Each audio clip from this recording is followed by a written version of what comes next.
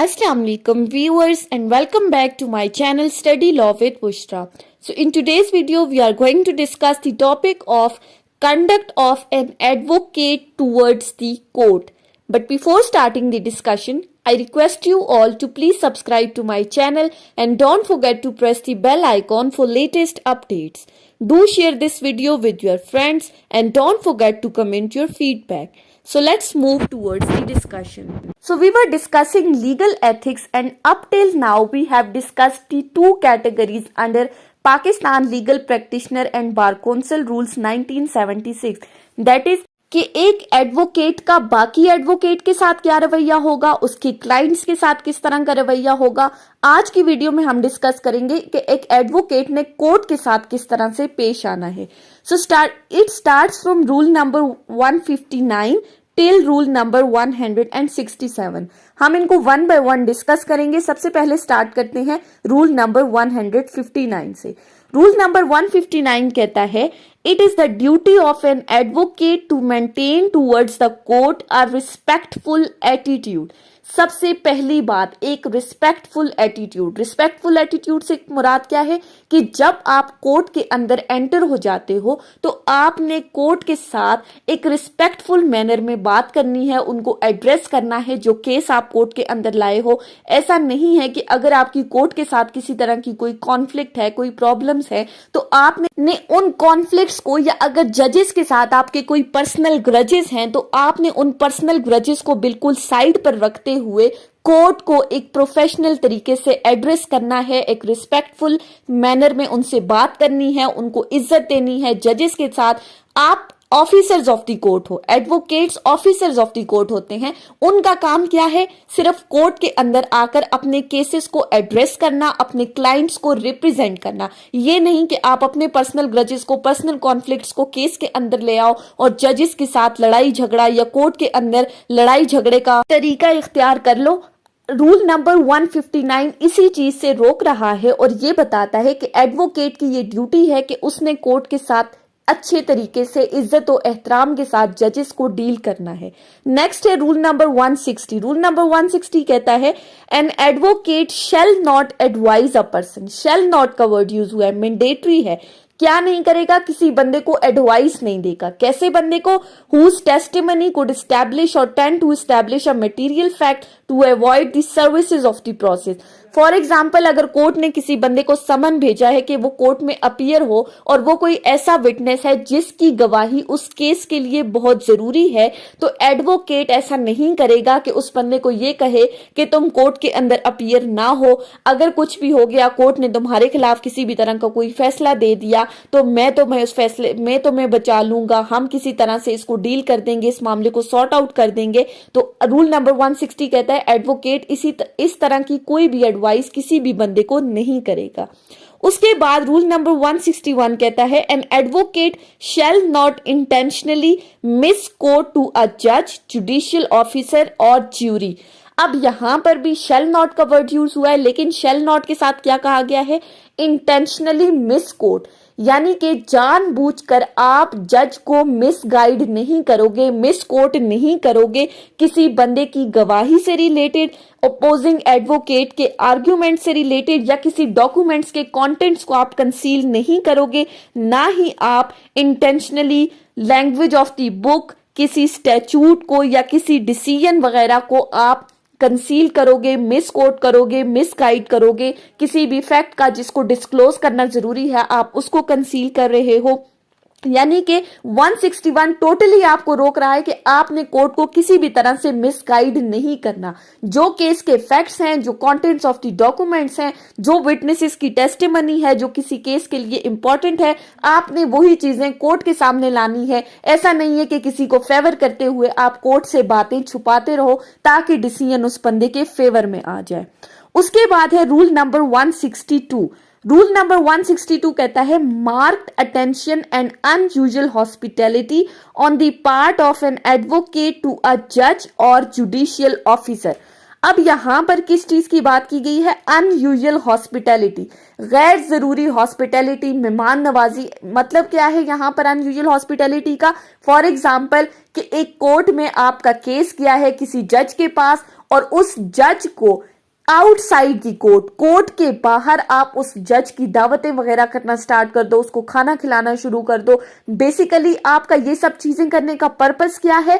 Purpose ये है कि वो जज आपकी इन चीजों से मुतासिर होकर आपके फेवर में फैसला दे दे। लेकिन रूल नंबर 162 कहता है कि एक एडवोकेट को कभी भी किसी भी जज के साथ कम्युनिकेट नहीं करना चाहिए, ना ही उसके साथ किसी केस से रिलेटेड कोई ऐसा केस जो पेंडिंग है उसके साथ आप प्राइवेटली जाकर कम्युनिकेट नहीं कर सकते। सिर्फ उस बंदे से कोई स्पेशल कंसिडरेशन, कोई स्पेशल फेवर लेने के लिए या फिर किसी तरह की कोई एडवाइस लेने की गर्ज से आप उस बंदे के साथ प्राइवेटली कभी भी केस से रिलेटेड कोई भी बातचीत नहीं कर सकते। अगर आपने जज को एड्रेस करना है तो आपने इनसाइड द कोर्ट करना है, एक प्रोफेशनल एटीट्यूड अडॉप्ट करते हुए प्रोफेशनल मैनर के अंदर आपने उससे केस से रिलेटेड आर्ग्यूमेंट्स करने हैं या किसी भी तरह की कोई भी चीज कम्युनिकेट करना चाहते हो तो इनसाइड द कोर्ट करना है। उसके बाद आ जाते हैं रूल नंबर 163। रूल नंबर 163 कहता है the primary duty of an advocate engaged in public prosecution. अब यहां पर उस एडवोकेट की बात की गई है जो प्रोसिक्यूशन साइड से है। अब इसमें कहा गया है कि प्रोसिक्यूशन का एडवोकेट की सबसे पहली ड्यूटी क्या है कि उसने ये नहीं देखना कि मैं अगले बंदे को सजा दिलवाऊं, बल्कि उसका बेसिक पर्पस क्या होना चाहिए कि अगर मैं कोर्ट के सामने आया हूं तो मैंने ये देखना है कि जस्टिस किस तरीके से हो रहा है। ऐसा नहीं है कि आप कोर्ट के सामने आए, आपने विटनेसेस को कंसील किया, फैक्ट्स को कंसील किया। बेसिक पर्पस आपका सिर्फ ऐसा करने का यही है कि आप उस एक्यूज्ड को सजा दिलवा सको, आप उसको कन्विक्ट करा सको और उसकी इनोसेंट, अगर वो इनोसेंट है भी फिर भी आप कोर्ट के सामने उसकी इनोसेंस को छुपा रहे हो और ये सिर्फ इसलिए कि आप उस एक्यूज्ड को सजा दिलवा सको। ऐसा नहीं करना, आपने सिर्फ ये देखना है कि इंसाफ किस तरह से हो रहा है। उसके बाद आ जाता है rule number 164। Rule number 164 states it is the duty of an advocate to endeavor to prevent political consideration from outweighing judicial fitnesses in the appointment and selection of judges। अब यहाँ पर प्रिवेंशन ऑफ पॉलिटिकल कंसिडरेशन की बात की गई है। Political consideration किस चीज के अंदर? In the selection and appointment of जजेस।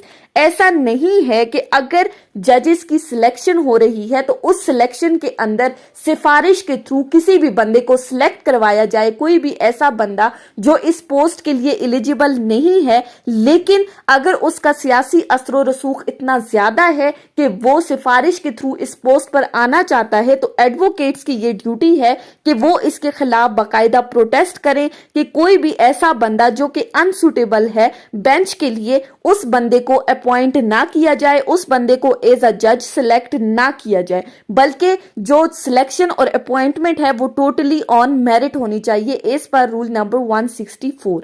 उसके बाद आ जाते हैं रूल नंबर 166 के ऊपर।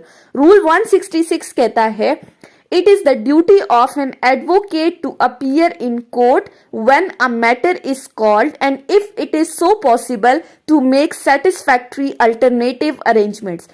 रूल 166 कहता है प्राइमरी ड्यूटी एडवोकेट की क्या है कि वो कोर्ट के अंदर पेश हो जब कभी भी उसे कोर्ट में बुलाया जाए किसी भी केस से रिलेटेड, किसी भी केस की प्रोसीडिंग्स के अंदर, तो वो कोर्ट के अंदर आएगा। लेकिन अगर वो किसी वजह से एब्सेंट है, वो कोर्ट में नहीं आ सकता, तो यहां पर कहा है कि उसने अल्टरनेटिव अरेंजमेंट्स करनी है। अल्टरनेटिव अरेंजमेंट से क्या मुराद है कि अपनी जगह कोई और वकील वो उस केस में भेजेगा और कोर्ट को बाकायदा एड्रेस करेगा। अगर कोई सीनियर वकील किसी केस वजह से एब्सेंट है तो वो अपने जूनियर्स को भेजेगा कि वो कोर्ट में जाएं और कोर्ट को इस केस से रिलेटेड असिस्ट करें।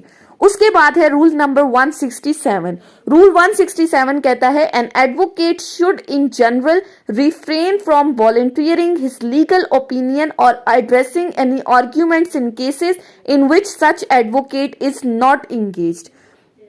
अब इसमें कहा गया है कि अगर आप कोर्ट के अंदर अपने किसी केस से रिलेटेड गए हो और उस केस में उस कोर्ट में ऑलरेडी कोई केस चल रहा है और उस केस के अंदर ऐसा नहीं है कि आप अपना ओपिनियन देना स्टार्ट कर दो वॉलेंटरीली, इवन दो कि आपको उस केस में एज अ वकील इंगेज नहीं किया गया, लेकिन आप कोर्ट में बैठे हो, आप आर्ग्यूमेंट सुन रहे हो, तो ऐसा नहीं है कि आप खड़े होकर वॉलेंटरीली अपना ओपिनियन देना शुरू कर दो कि इस केस में ऐसा होना चाहिए, इस केस में ऐसा होना चाहिए। हाँ, लेकिन रूल नंबर 167 फर्दर कहता है कि अगर कोर्ट आपको कुछ पूछ रही है, किसी केस से रिलेटेड आपका ओपिनियन मांग रही है, तो फिर आप उस केस में अपना ओपिनियन दे सकते हो, अदरवाइज वॉलेंटरीली आप नहीं दे सकते।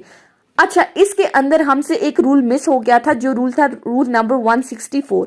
उसमें कहा गया था publication in newspaper by an advocate as to pending litigation.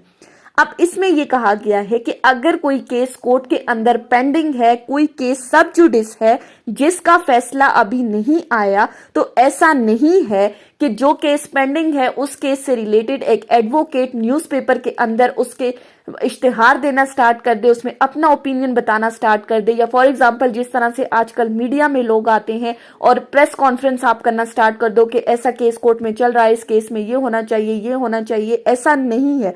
164 इस चीज से बिल्कुल रोक रहा है और ये कहता है कि जब तक एक केस डिसाइड नहीं हो जाता, पेंडिंग केसेस से रिलेटेड एक वकील अपना ओपिनियन किसी भी जगह पर शेयर नहीं कर सकता।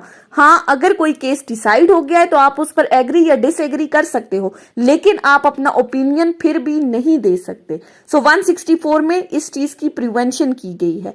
सो ये थी हमारी आज की discussion, conduct of an advocate towards the court, जिसमें हमने रूल नंबर 159 से रूल नंबर 167 तक डिस्कस किया है। नेक्स्ट वीडियो में हम डिस्कस करेंगे कि जनरल पब्लिक की तरफ एडवोकेट का रवैया कैसा होना चाहिए। So that was the whole discussion about today's lecture. I hope कि आपको ये लेक्चर समझ में आया होगा। अगर आपने इस वीडियो को अटेंटिवली सुना है तो अगर आपको ये वीडियो अच्छी लगी है तो इस वीडियो को लाइक करें, कमेंट करें, चैनल को सब्सक्राइब करना ना भूलें और ज्यादा से ज्यादा फ्रेंड्स के साथ शेयर करें। Thank you so much for watching. Till then, अल्लाह हाफिज।